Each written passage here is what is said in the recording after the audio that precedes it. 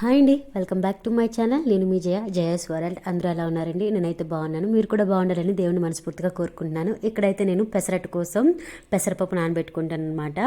పెసరపప్పు ఒక గ్లాస్ తీసుకుంటే ఒక పిడికెడు మినపప్పు, పిడికెడు బియ్యం, అలాగే కొంచెం మెంతులు తీసుకొని ఒక రాత్రంతా నేనైతే మంచిగా వాష్ చేసుకొని నానబెట్టుకున్నాను అనమాట. ఇంకా నేనైతే ఉల్లి చట్నీ చేసుకుందామని చెప్పేసి ఉల్లి చట్నీ కూడా చేస్తున్నానండి. ఉల్లిపాయలు, ఎల్లుల్లిపాయలు, పచ్చిమిర్చి, జీలకర్ర, కరివేపాకు వేసుకొని వేగిన తర్వాత టమాటా కూడా వేసి సాల్ట్ వేసుకొని బాగా మగ్గిపోయిన తర్వాత ఒక 2 నిమిషాల పాటు మగ్గించుకొని స్టవ్ ఆఫ్ చేసుకుంటే మనకి మిక్సీ పట్టుకుంటే మన ఉల్లిపాయ చట్నీ అయితే అయిపోయినట్టే.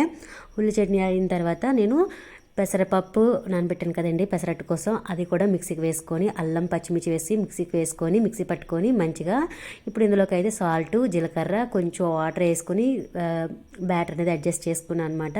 ఇంకా మంచిగా పిల్లల కోసం అయితే టిఫిన్ బాక్స్ రెడీ చేసేస్తున్నానండి. ఇంకా పెసరట్లు అయితే వేసేస్తున్నాను పిల్లలకి. ఇదంతా నేను పచ్చడి కోసం వేయించి పెట్టేసుకున్నానండి.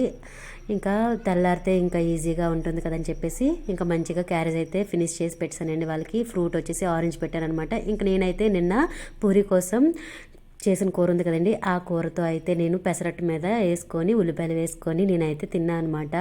చాలా అంటే చాలా బాగుందండి ఈ టేస్ట్. ఇంకా ఎప్పుడు దోశలా కాకుండా ఇలా పెసరట్లో కూడా వేసుకుంటే ఏమవుతుందని టెస్ట్ చేశా, కానీ చాలా బాగుంది. ఈ వీడియో మీకు నచ్చితే నా వీడియో లైక్ చేయండి.